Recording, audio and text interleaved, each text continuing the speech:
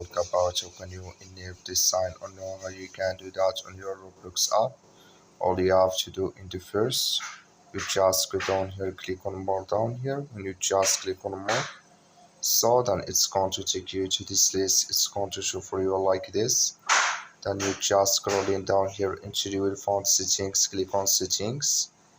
Then it's going to take you to this list here, click here on notifications. Then you just switch into open with you here. So then it's going to show for you like this. So then you click here on mobile push notifications.